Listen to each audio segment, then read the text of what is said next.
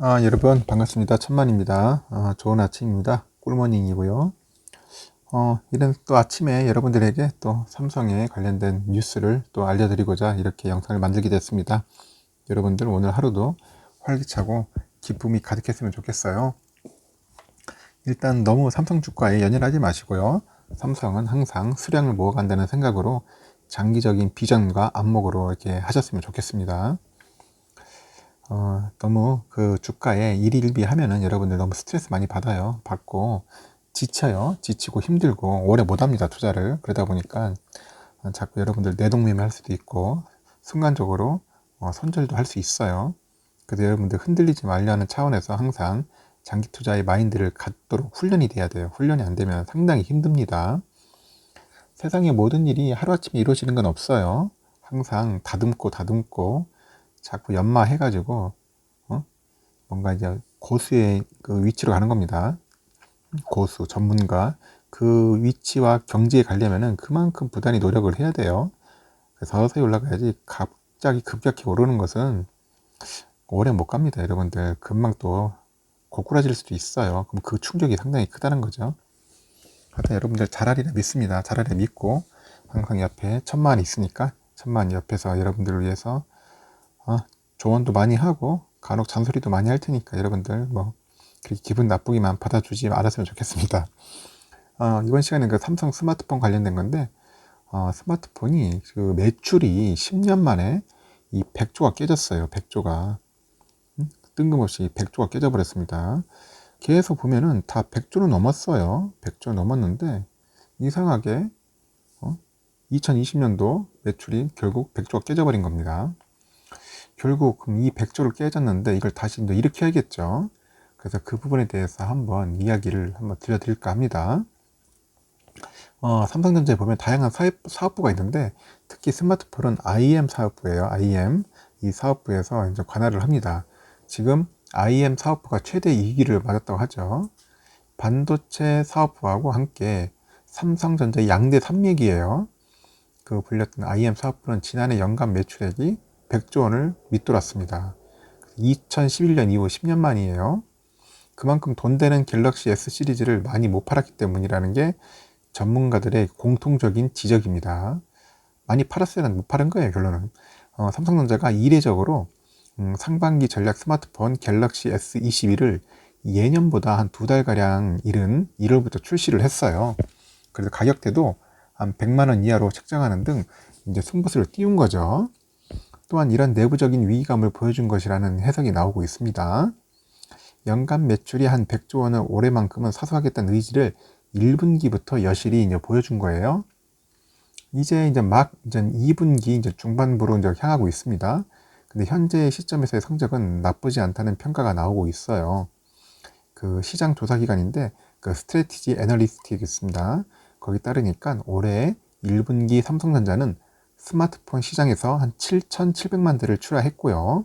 점유율을 23%로 23% 1위입니다. 1위 기록을 했어요.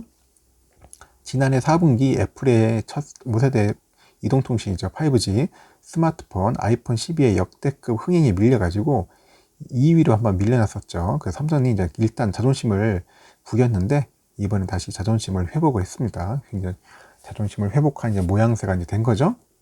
그래서 이제 그 스트래티지 애널리틱스라고 했는데 SA인데 그 시장 조사 기관 거기서 삼성전자가 갤럭시 S22를 예년보다 빨리 출시하고 이제 가성비를 갖춘 이제 갤럭시 A가 나옵니다. A 시리즈. A 등 중저가 폰을 이제 쏟아냅니다. 계속 쏟아내고 있어요. 그래서 현재 좀 좋은 성과를 내고 있죠. 좋은 성과를 내고 있습니다. 그리고 이 기간에 애플은 5,700만 대의 스마트폰을 출하해가지고 점유율 17% 정도를 이제 애플은 유지하고 있더라고요. 삼성은 아까 말한 것처럼 23%, 애플은 17%입니다.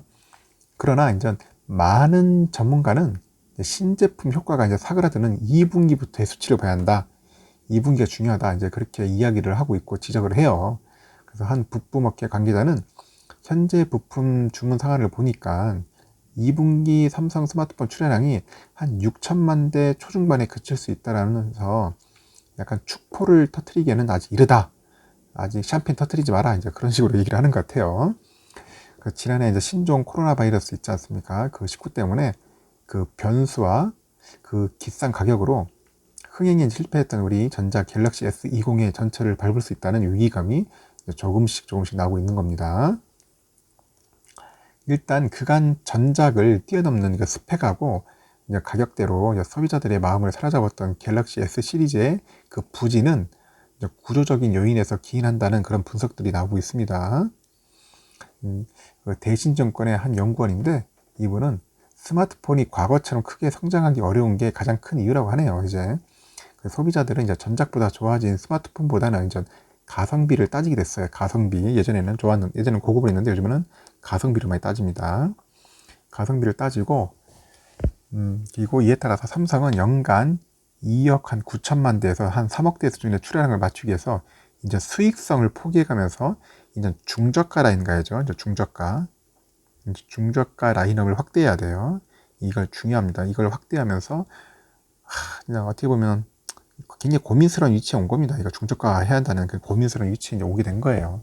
아쉽게도. 그래서 삼성전자가 S 시리즈와 함께 그 중저가 라인업이 약간 A 시리즈 있죠. 그리고 M 시리즈도 있어요. M 시리즈. 이거를 동시다발적으로 쏟아내는 건 다 이 때문이라는 겁니다.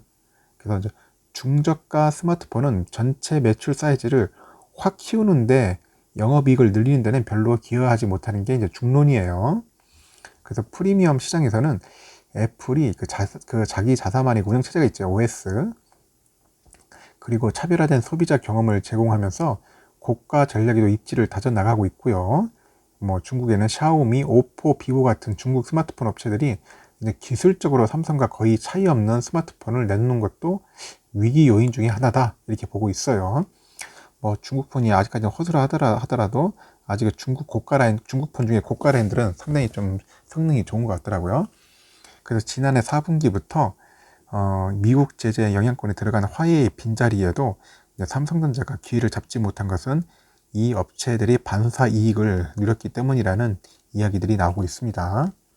그래서 삼성전자는 하반기부터는 이제 프리미엄 전략으로 갑니다. 프리미엄 전략, 그 스마트폰 라인업인 갤럭시 노트 대신에 이제 폴더블 이제 폴더블 이제 화면이 이제 위아래 접히는 겁니다. 이제 옆으로 막 접히고 그런 승부수를 띄운다는 계획으로 알려져 있는데 그 가제서울이라는 게 있어요. 그 미디어 대표가 갤럭시 노트 대신 폴더블 폰을 내세운다는 것은 하이엔드 시장으로 이제 승부를 걸겠다. 이제 그렇게 보고 있고요. 전체 한 출하량 목표치가 한 3억 대 방어를 위해서 중저가 위주로 선보였던 그런 전략 기조가 이제 변하는 것이 아니냐. 이제 그런 식으로 이제 분석을 하고 있는 거죠. 그래서 삼성전자는 올해 하반기에 갤럭시 S 21 펜 에디션이 있습니다. 21 펜 에디션. 이어서 이제 갤럭시 Z 폴드 3예요. 폴드 3. 그리고 갤럭시 Z 뭐 플립 2. 플립 2 나오고 하여튼 고부가치 폴더블 폰을 이제 막 잇따라 쏟아낼 예정입니다. 여기에는 삼성이 AMD하고 손잡고 이제 그래픽 성능을 대폭 개선한 모바일 두뇌 칩이 있어요. AP. 그 엑시노스가 들어가서 경쟁력을 끌어올릴 것이라는 그런 예상이 이제 나오고 있습니다.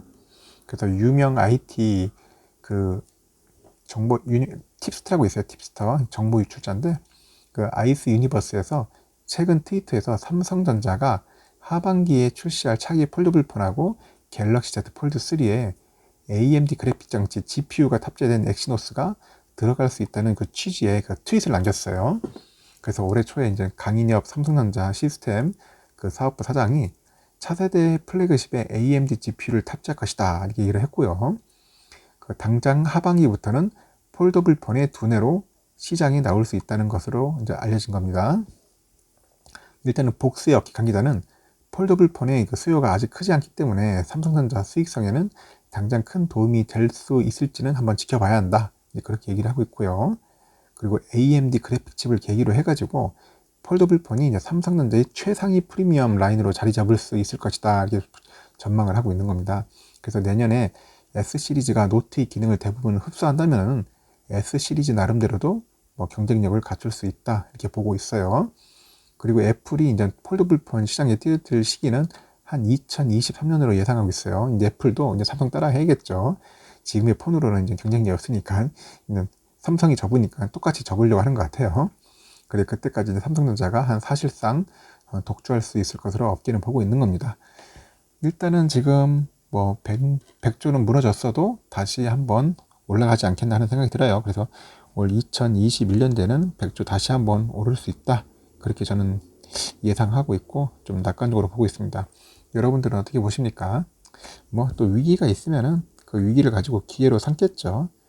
삼성은 잘 할 수 있을 것 같고 앞으로 고가폰, 프리미엄 폰하고 중저가 라인 또 한번 다시 부활했으면 좋겠습니다. 이상 삼성의 무한 발전 화이팅을 한번 기원하면서 오늘 방송 마치겠습니다. 여러분들 좋은 하루 보내십시오.